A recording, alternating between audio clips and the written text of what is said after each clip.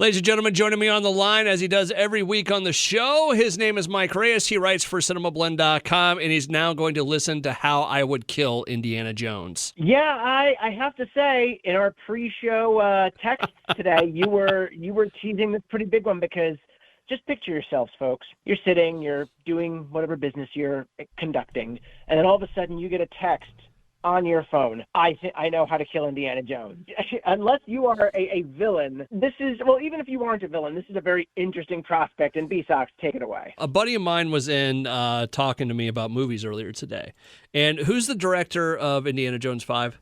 James Mangold. Same dude that's done a lot of really great movies out there, including Kate and Ford v Leopold. Ferrari, 310 to Yuma, Logan, some pretty decent flicks. Kate and Leopold. Pretty decent flicks. Anyways, so we were talking about it, and it kind of went through, and it came up in my mind. I'm like, I know how I would kill Indiana Jones, how I would end the series. And when I say kill Indiana Jones, I don't mean it in like kill him, in a violent sort of way. This is how I would end the series with Indiana Jones, whatever the last movie is. You ready? Yeah. Movie ends, credits go by, and there's a post-credit scene. It's the typical room with a fireplace, big high back chair. You don't see Indiana Jones' face, but you see kind of the profile. You see his hands, and he's looking at something, right? And then it looks like he goes to sleep, like he just nods off, right? Yeah. Then all of a sudden you hear a couple footsteps, and you see a hand go down on his shoulder, and you'd have to use AI to recreate it, but it's Sean Connery saying, "Junior, it's time to go." Oh, son of a It's good, right? That's a really good ending. I mean, if you're really going to retire the character and you're just going to give him that last happy ending, that'd be pretty damn cool. Now, what did you think when I originally sent you this idea? What did you think it was going to be? I don't know.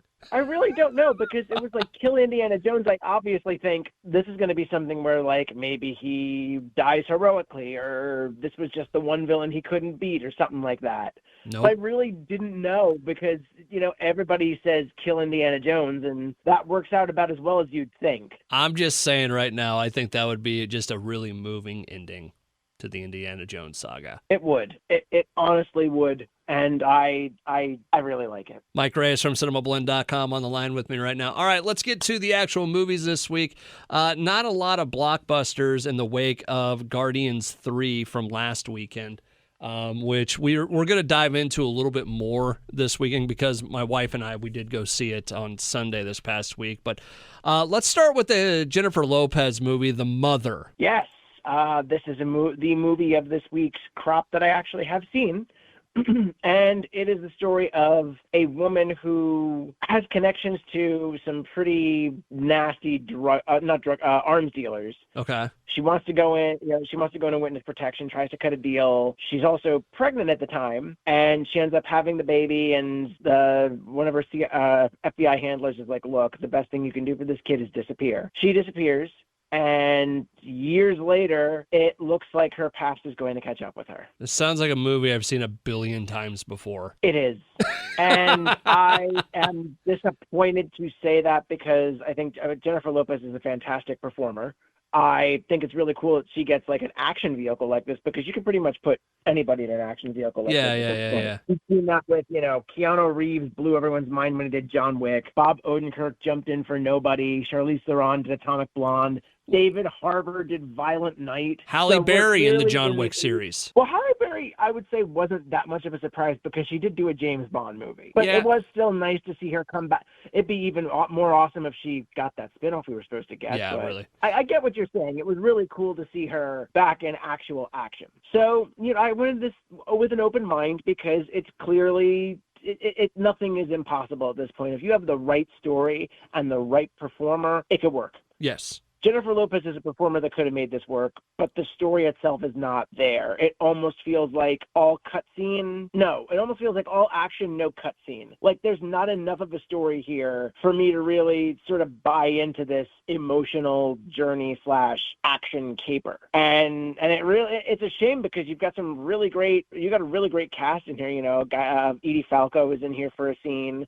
So is Gael Garcia Bernal. Joseph Fiennes plays sort of the for lack of a better term, Bond villain in Okay. this movie, which is kind of funny considering his brother is the most recent M. And you just have this Amari Hardwick is also very good in here as like a sort of an accomplice to Jennifer Lopez trying to basically protect her daughter that she's left after all these years. Okay.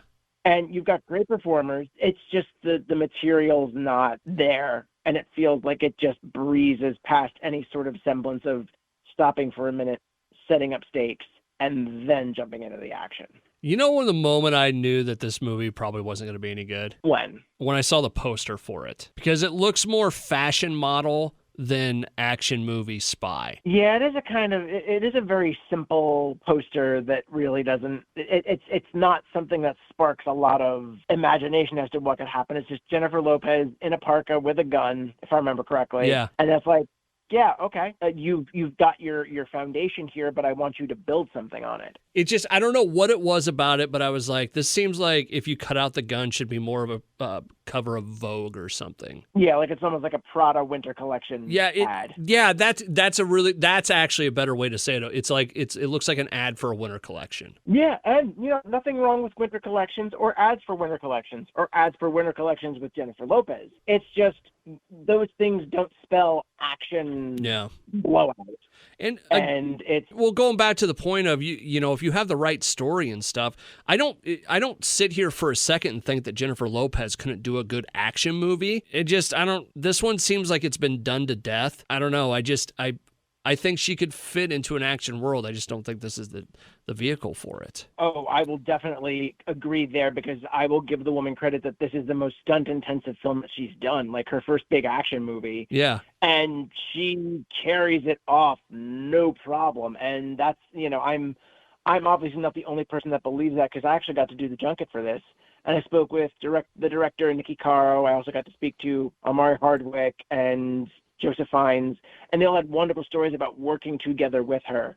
And just the fact that her background as a dancer really gave her a leg up when it came to jumping into actual action. So you're seeing her slide on hoods of cars and driving motorcycles. Like, that's, no matter what I think of the story for this film, I will applaud the work that went into it. Hey, sometimes you miss. That's all there is to it. Mike Reyes from Cinemablend.com on the line with me right now. All right, so that's The Mother. Was there any of the other ones that you'd have actually seen, or no? I haven't seen anything else yet. Okay. I am very, very much looking forward to Hypnotic, which is Robert Rodriguez's new movie. And coincidentally enough, Jennifer Lopez's husband, Ben Affleck, is in it. Okay. And that's dealing with like mind control and telepathy and sort of a murder mystery. Okay, cool. We'll look for that one. There was the book club, Secret Session or something, and then Fool's Paradise. Oh, book club, the next chapter. Like, book club, Secret Session, almost sounds like something darker and something more twisted than what we're getting here. Like, this is just the ladies from book club 1 go on a trip to Italy, I think. Whereas Secret Session, that sounds like some dark texts being read here. No, you know what it sounds like?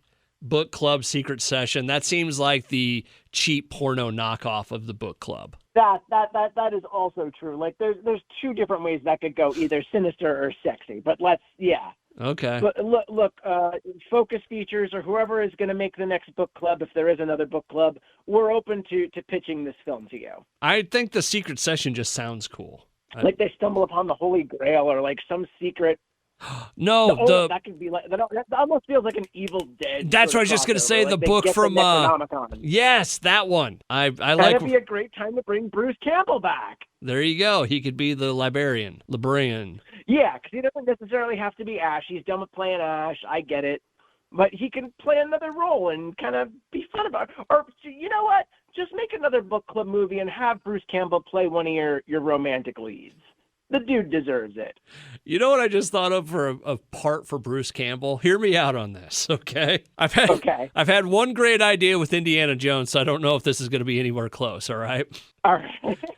So imagine like a rom-com where someone's reading a book and it's like one of those fantasy, trashy novel type thing, right? Yeah. It switches to the book in the movie every once in a while. So you get to see the main character of the book acting out what's happening in the book, right? Yeah. Bruce Campbell is the main character from the trashy novel, reenacting this. Done.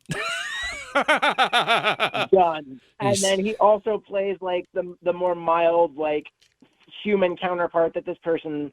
They're obviously going to stumble upon a person in the real world that kind of looks like what they think about them, and there's a little bit of confusion. But in the end, she realizes this guy is wonderful for who he is, and that is also Bruce Campbell. Or how about this? What if you do a movie about Bruce Campbell is the main character, and like he's kind of I don't want to say nerdy, but like just not the cool dude or whatever. Yeah. And I feel like this is a movie that's been made before, but when it'll show both Bruce Campbell as the lovable loser and like the coolest dude on the planet in this person's imagination, and then they slowly become one. Exactly. And I will go on record as saying, look, we've seen this done in reality, but you could make a movie that's been done before, put Bruce Campbell in there, and it works, because look at Evil Dead 1 and Evil Dead 2. There you go. Mike Reyes from Cinemablend.com on the line. Do we want to say anything about Fool's Gold or Fool's Paradise real quick? I'm very interested to see it, considering it's Charlie Day's writing and directing debut. It's one of Ray Liotta's last films. But also, this movie has had such a climb through development hell that I need to see what the end result is. All right. So we'll get to that and give it a proper review the next time we talk. Mike Reyes from Cinemablend.com. As we jump over to the world of movie news, boy, there is a lot of stuff to get through this week, movie news-wise. Things happened. Things really happened, and some of it, there's a few of them that I don't know if we should go into or not, but we'll cover that here in a minute. Anyways, the one I do want to start with, this video of Mark Hamill floating around, getting swarmed by autograph seekers. Have you seen the video of this? Yes, I have. Mark Hamill himself shared it, and there needs to be more training when it comes to fans and decorum for autographs. And it really upsets me, because some of those people are people that are actually going to want Mark Hamill's autograph and are going to treasure that and are going to actually, it's going to mean something to them. Some of them are just getting it so they can go flip it online and make a quick buck. But no matter who you are in that continuum, there needs to be proper etiquette. There needs to be proper behavior. The man is leaving an engagement.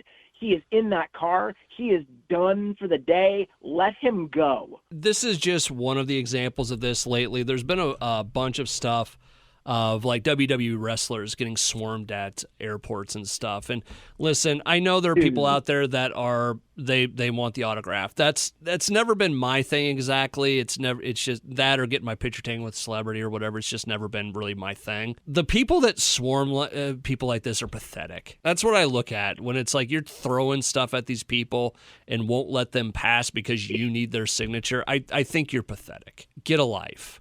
20 years ago, I think it was around 20 years ago, I was in London. I was doing my semester abroad, and I went and saw a play where Aaron Eckhart and Julia Stiles were both the leads. So naturally, you can wait outside and get autographs. And a couple nights before the performance I had gone to, Julia Stiles was actually swarmed so much that she was almost knocked over. And then from that point on, for the rest of the run, she wasn't doing autographs. And it not only ruins it for everyone else, it's just ridiculous that these are people like us. Yeah. They're in a different station in life and they have more notoriety, but they are people at the heart. And just no one wants to be crowded like that for a good or bad reason. That's just like, people really need to stop and think, would you want this wave, this crush of people that could possibly injure you or harm you just for a signature? Yeah. Well, you look at that and then you open up the idea of the paparazzi, and boy, how many times have you ever seen Tom Hanks get mad in public? Oh, we forget that happened, and he was rightfully angry. Like, that was one of those cases where that was a no jury in the world would convict scenario, where it's like, I don't think anybody gave him guff for that, because it's like, look, That's his wife. He loves her to death. Yeah. He will protect her. You're lucky he just yelled. Yeah, exactly. But anyways, I just wanted to bring that up because I do think it bears mentioning that people need a reminder that it's back off. Let people get through. This is taking it too far. Yeah, and I get it that some people have the mindset where it's like, this may be the only time I get to do this. Even with that in mind, it's not worth inconveniencing someone and being a jerk. Yeah. Just don't be a jerk. The world could use a whole lot more of that. Mike Reyes from Cinemablend.com on the line with me right now as we make our way through it. What was the other stuff we were talking about? That is a very good question because you primed me up here and it's like, oh, we've got all this stuff to talk about. Well, Like, there's one that I don't know what. I don't know how much.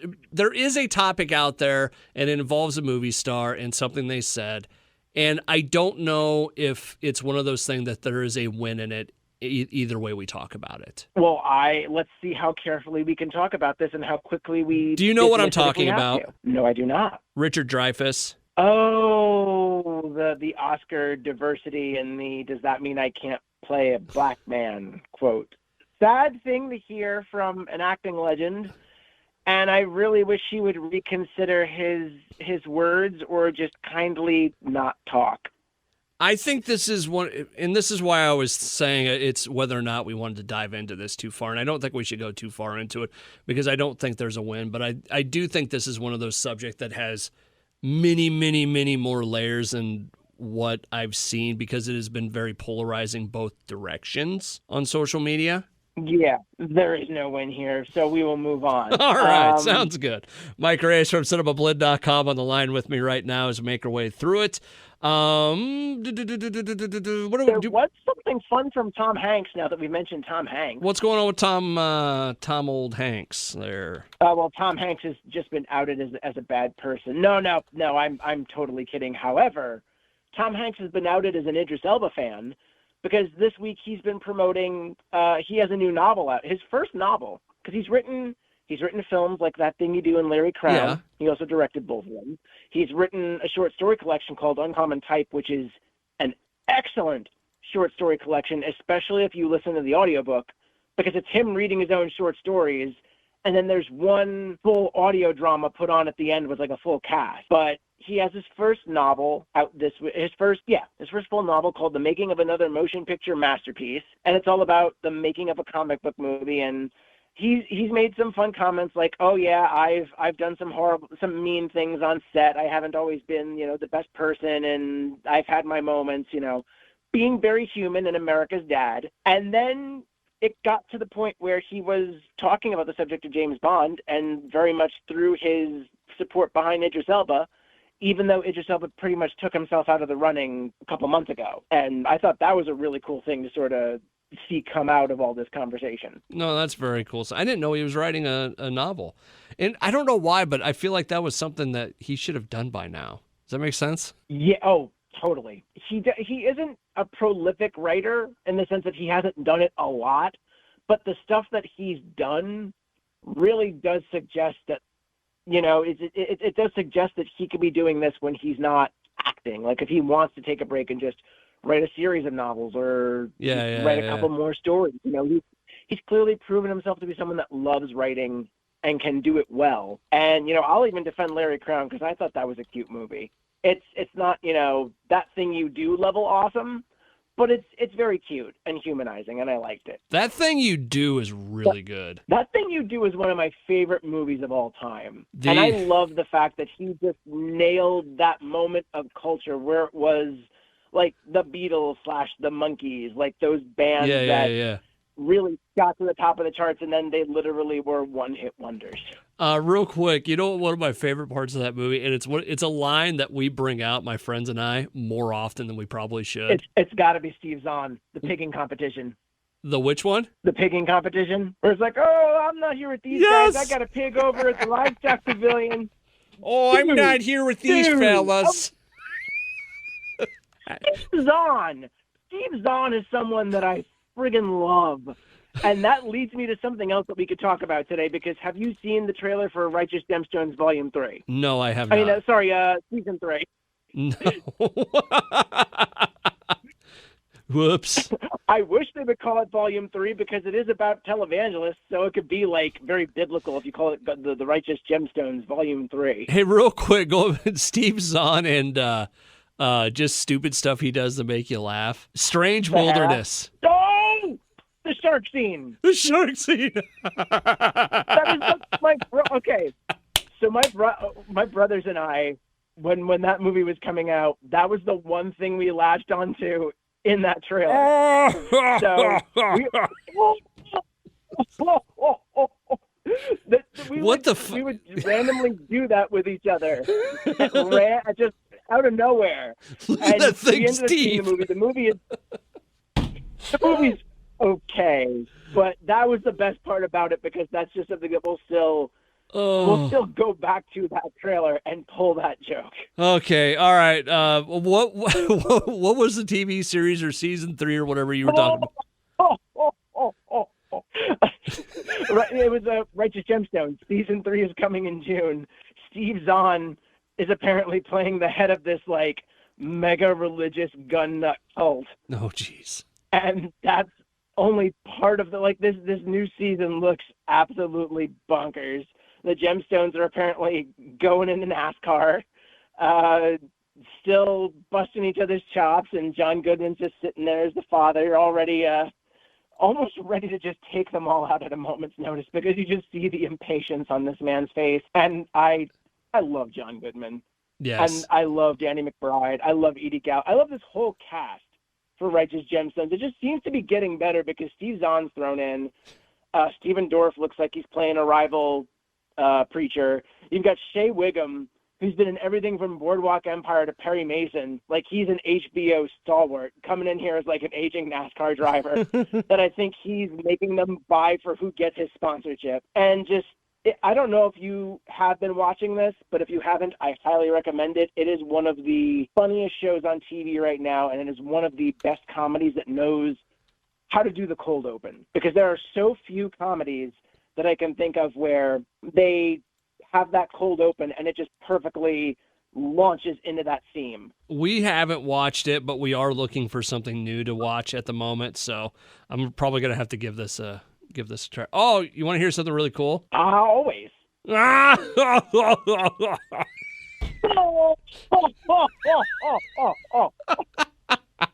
I look forward to this becoming a recurring gag on our show. Oh, now. This is so funny. God, that's so great. Anyways, Mike Reyes from Cinemablend.com on the line with me right now. Some of the other big news, Beetlejuice 2 happening. Yeah, it is.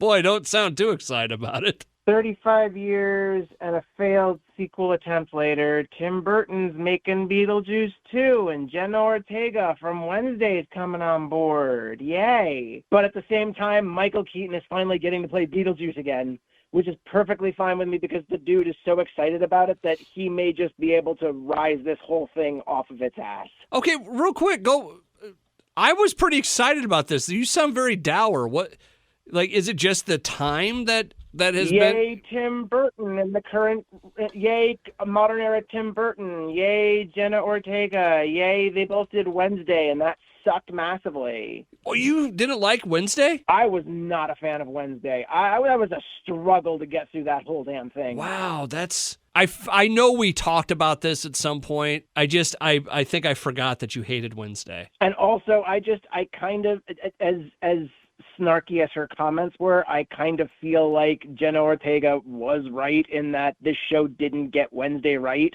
and she probably did inject a lot of what she could into there.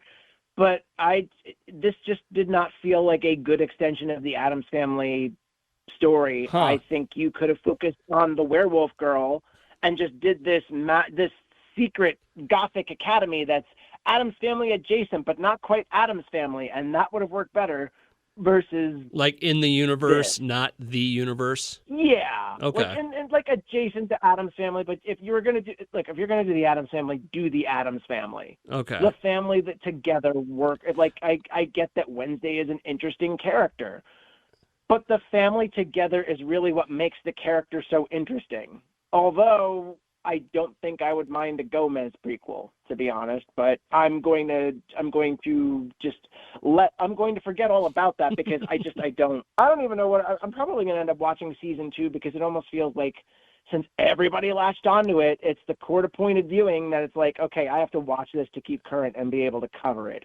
I didn't think it was. But it's not going to be. I liked it. I mean, it wasn't the best thing I've ever seen, but I by no means did not like it. And not to mention, they kill off Gwendolyn Christie just as that character was getting interesting and getting really involved. And plus, killing Gwendolyn Christie in anything should be a sin because the woman is a fantastic performer. Yeah. And another recommendation I'll throw out is if anybody can get their hands on the National Theater's production of Much Ado About Nothing, she's in there. She's hysterical.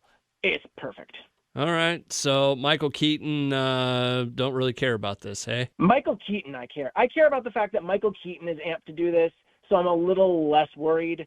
But it just feels like, okay, Wednesday hit, and now we're going to put Jenna Ortega in here as Lydia's daughter. And another part that does kind of sound exciting is they've got Justin Theroux coming in there. And since I've been watching HBO's Watergate series, White House Plumbers, he's been knocking it out of the park every week along with Woody Harrelson. Okay. So that's another thing where it's like, okay, if they let him go wild, there might just be something here. But right now I'm kind of.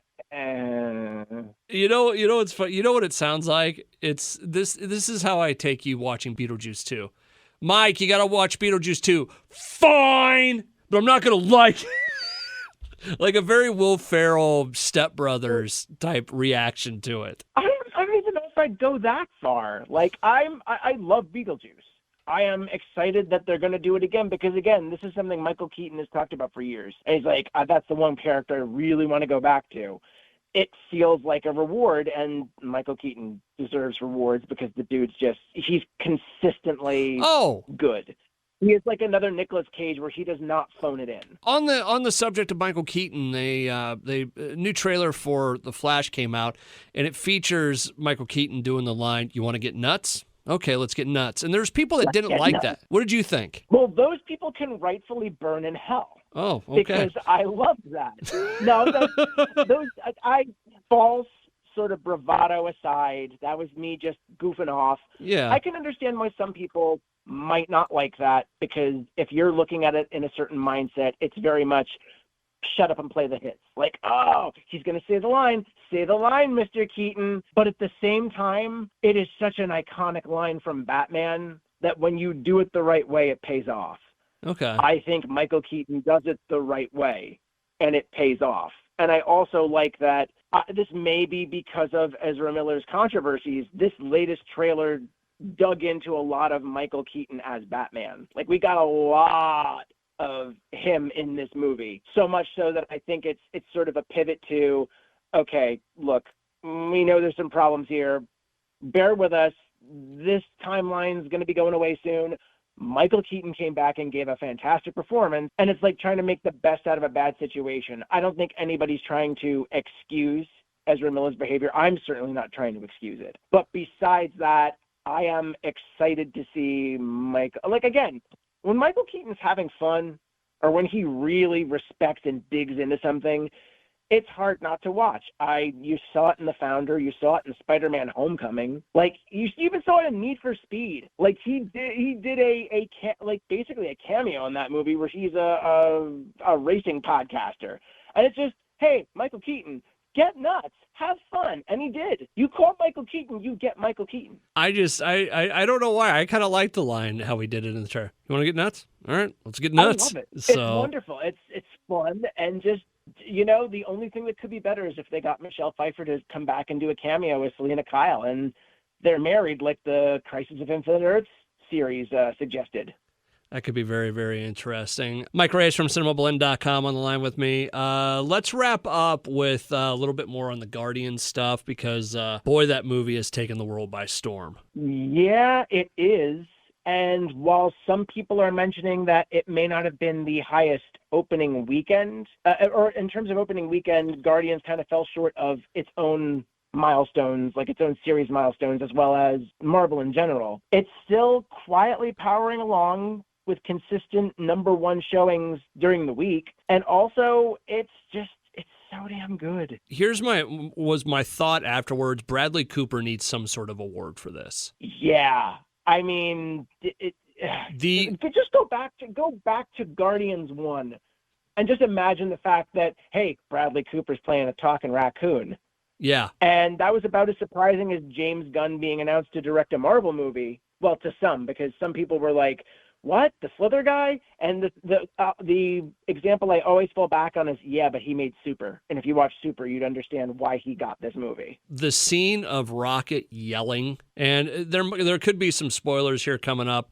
Listen at your own risk. But flat out spoiler gate. Just, folks, if you haven't seen Guardians of the Galaxy Volume 3 yet, spoiler gate from this point on, because this conversation is going to dig in. It has to. That scream after Lila dies, like, there were two parts of that movie that really...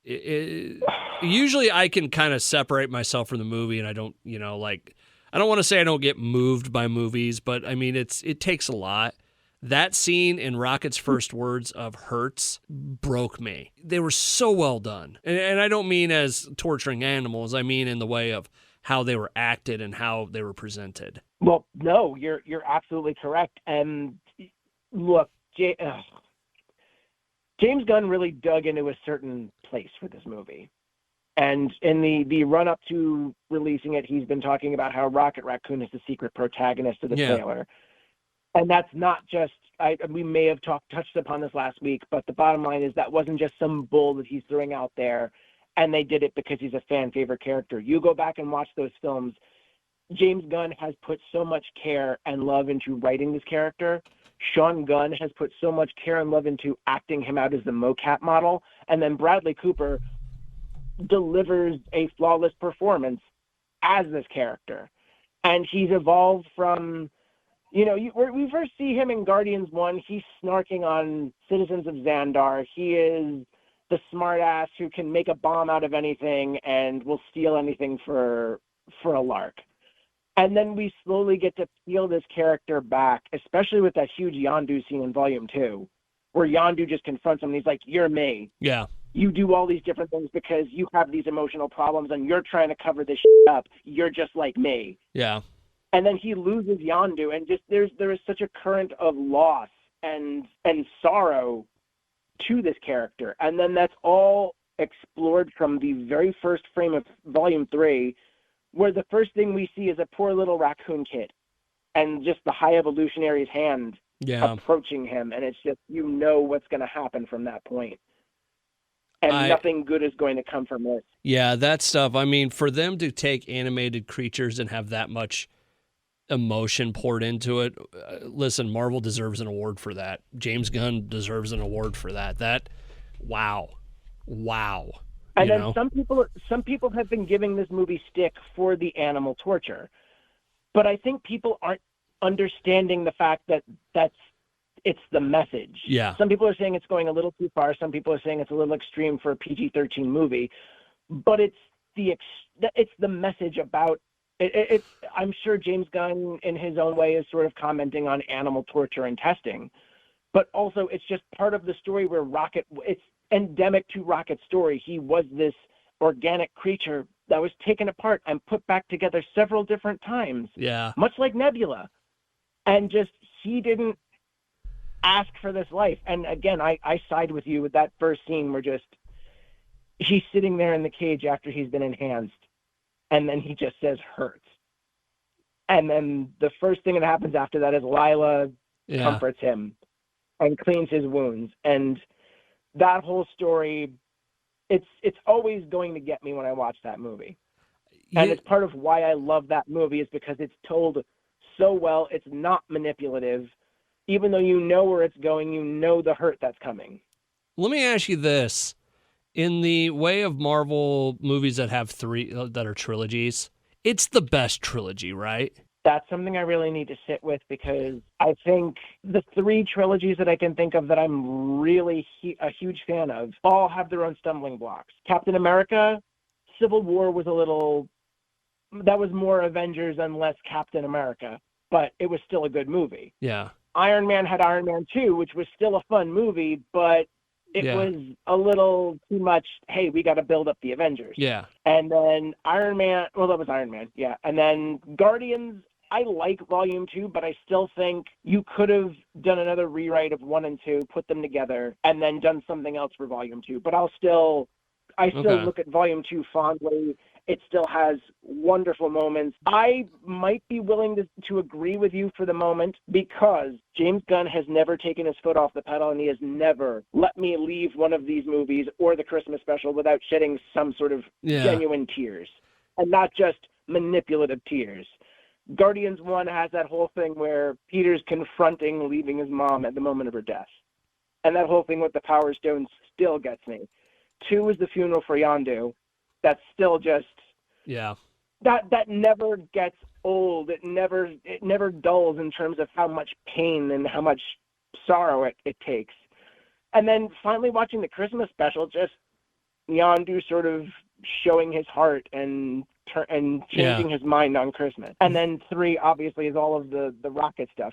James Gunn somehow made a series where one moment you are watching your heroes slow motion walk to the Beastie Boys and ready to kick ass. And then the next moment you understand why a hero would not kill a villain because they've changed and because of everything they've gone through.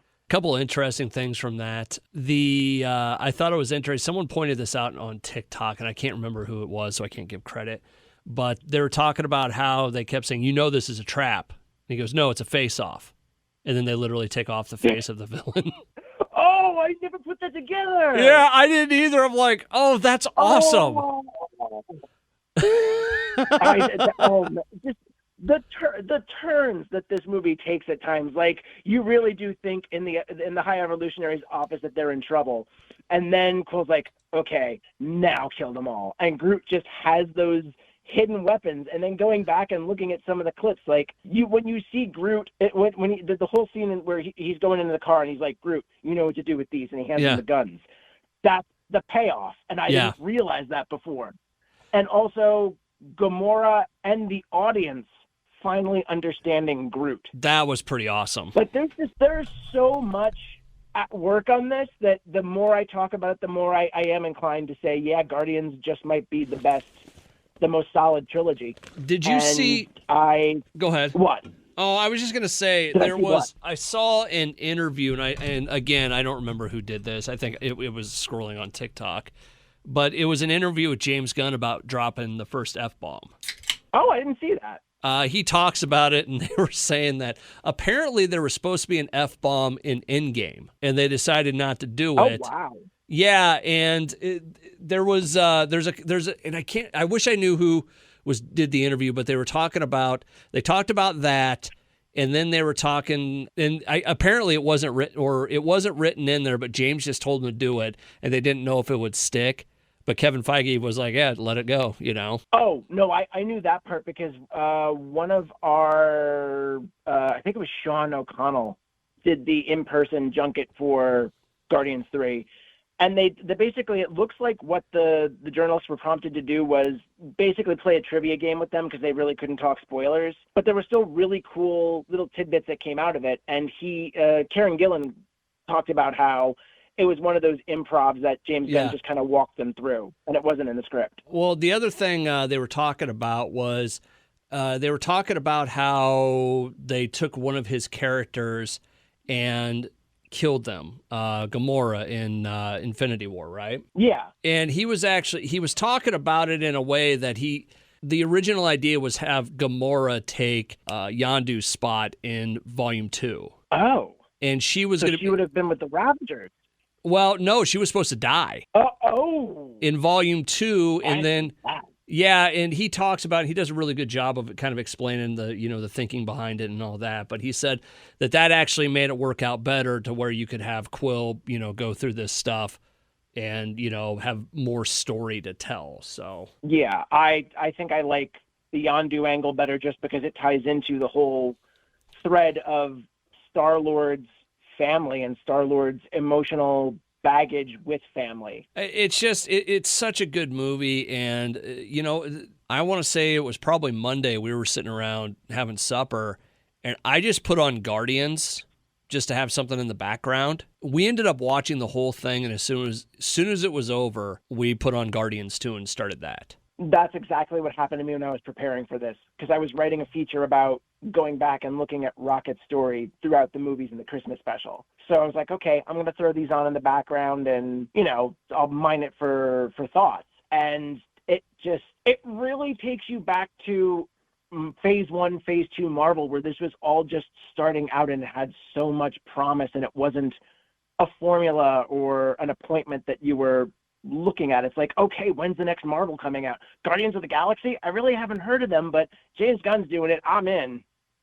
And it just, right through to volume 3, it was exciting. The Guardians are coming back. I really enjoyed this movie. I think that, and I know that seems really simple to say, but I really did. I really enjoyed it. It was a tough watch because of how emotional it was, but it was good. It's so simple, but at the same time, it's so difficult, and it means a lot to say, like, I really enjoyed this movie. And that's coming from a critic who, when I write up a review, I want to come up with some interesting, catchy ways to say, this is what I felt about this movie. Yeah. But when you peel all of that away and you're able to just look at something like, when you're able to just think Guardians of the Galaxy Volume 3 and smile and think about how much joy and pain and depth that you got from this and you enjoyed it, and you can say, I really enjoyed that, or I loved it. That's just something that's a joy that's so rare when it comes to movies these days, and it's even rarer when you're working in the business we're in, when you're working and covering entertainment. In the beginning, when we were talking about Bradley Cooper deserves some sort of award, Chris Pratt was pretty good in this too, with some of his stuff and the emotional stuff. But then I was just thinking about the elevator scene where he like gave the real fast, low-key down version of what happened in the Marvel Universe, and Nebula, yeah, that's pretty much it. There are some major details missing, but yeah, that's about it. And my girlfriend came back a dick. Karen Gillan is also someone that needs more credit from all this. Yes. Because she was fantastic as Nebula. Fantastic performance as a cybernetically enhanced person that doesn't fall into total android, but at the same time, she doesn't have more emotion than you would expect from someone like that. And just, I mean, part of it may be my bias because I loved her on Doctor Who, but she just continues to be a performer that I love seeing pop up. And it's like, Karen Gillan's back. The Guardians are back.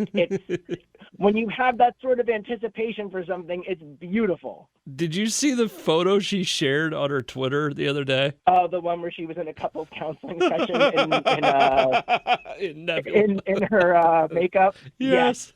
Yes, I did. Very funny stuff. All right. Well, we'll leave it there today. Mike Reyes from Cinemablend.com joins me every week on the show to talk about movies and stuff. Very enjoyable episode this week. And Guardians 3, if you haven't seen it, go see it. If you have seen it, go see it again. Boy, it makes so much more sense now. It's the most final movie I can think of since Endgame. And I know there's a quote floating around out there from another critic saying that it's the best Marvel movie since Endgame. I think that's why. Because it is a film that understands closing the book on a chapter and looking forward to a new future while also saying goodbye when you have to. You know what may have been one of my favorite parts of the movie, and it's something I always love seeing? It was the callback to the original Guardians where Rocket was on top of Groot fighting, and he whips around with a gun. I always love that. Like in Endgame, there are a few scenes that'll ever be as badass as Rocket Raccoon riding War Machine into battle. Yeah, I got to go back and watch Infinity War and Endgame again. But I just love that in that hallway scene when they did kind of that callback to that original, And one of my favorite Marvel lines will always be First Guardians when Rocket gets the gun. Oh. Yeah. Yeah. Oh, I love that character. I love this series. And that's where we end it.